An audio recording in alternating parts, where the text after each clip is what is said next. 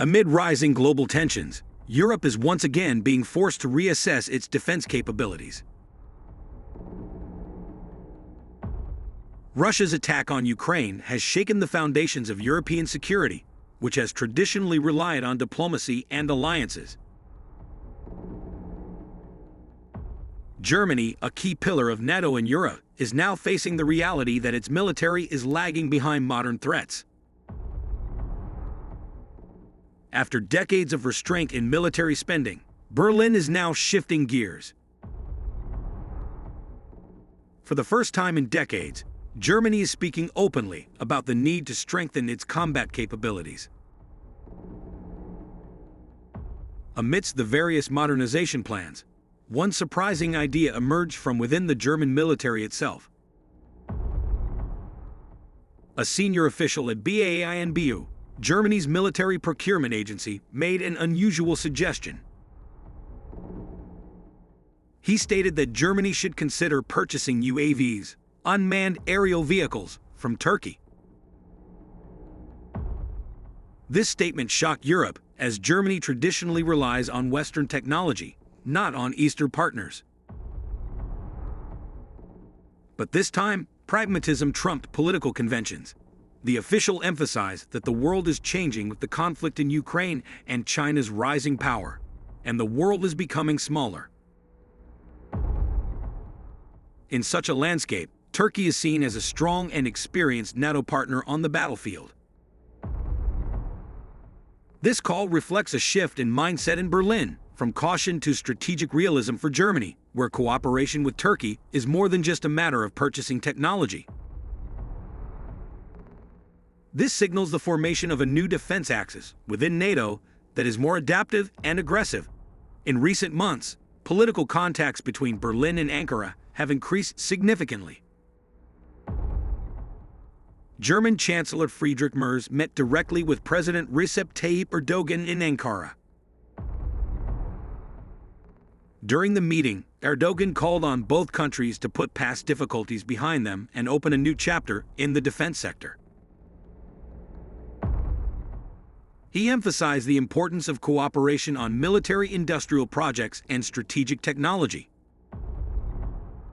Interestingly, German Foreign Minister Johann Wedeful also struck a similar note during his visit to Turkey. If our defense industries can cooperate, we would be happy with whom else we would cooperate, he said. This sentence reflects the new direction of German foreign policy, which is now more pragmatic than ideological. Behind all this, there is a very clear reason. The superiority of Turkish UAVs over the past decade has transformed Turkey into a formidable defense industrial power. Companies such as Baykar, Aselsan, Turkish Aerospace Industries, and Roketsan now rank among the world's top 100. The Bayraktar TB2 has become a symbol of the UAV revolution on the modern battlefield, effectively used in conflicts ranging from Nagorno-Karabakh to Syria and Ukraine. The Bayraktar TB2 is capable of destroying enemy defense systems with high precision and very low operating costs. This UAV is not only a weapon, but also a tool of psychological dominance in the air. The TB2's success paved the way for the next generation, the Akinci, a large UAV with exceptional range and weapons payload. This UAV boasts strategic strike capabilities approaching those of light combat aircraft in Europe, and this Turkish product is no longer underestimated. Countries such as Poland and Romania have now incorporated the UAV. Turkey's military inventory means Turkish technology has penetrated European defenses, even before Germany's. Germany sees this as a golden opportunity to accelerate the modernization of its armed forces. Under the Bundeswehr's new strategy, UAVs will be at the heart of future combat operations. Reconnaissance, precision strikes, and air-ground coordination now depend on the effectiveness of unmanned systems. And in this area, Turkey has proven superior. Therefore, the idea of purchasing UAVs from Ankara is not just a business idea. It is a strategy adapting to the 21st century warfare paradigm. Meanwhile, German-Turkish defense industry cooperation is beginning to take concrete form. The Turkish company Roketsan will begin producing 155mm artillery shells in Germany starting in 2027, designed for NATO standard howitzer systems, a symbol of technological integration between the two allied powers. Baykar is also forming a joint venture with the Italian company Leonardo, called LBA Systems, demonstrating how the Turkish defense industry is beginning to fit into the European industrial architecture. The European Commission is even evaluating the possibility of Turkey joining the EU's new Safe Arms program.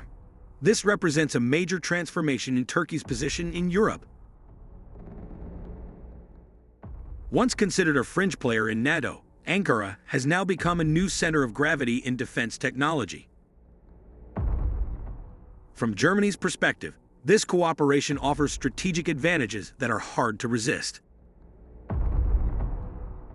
Turkey provides ready-to-use, efficient, and battlefield-proven technology, without excessive political dependence. Germany, on the other hand, offers substantial industrial capacity and extensive logistical resources. The combination of the two could produce a truly autonomous European defense force. German military officials asserted Turkey is sufficiently advanced in UAV technology that contact should be established immediately.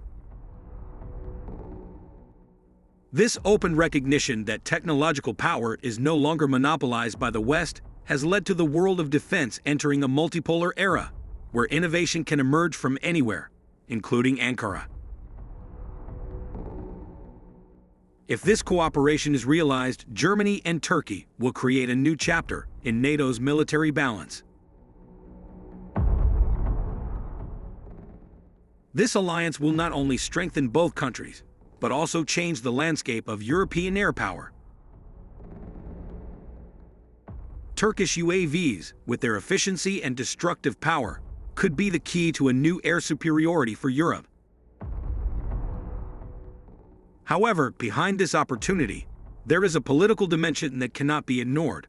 The German-Turkish defense cooperation has the potential to shift the balance of power within the European Union.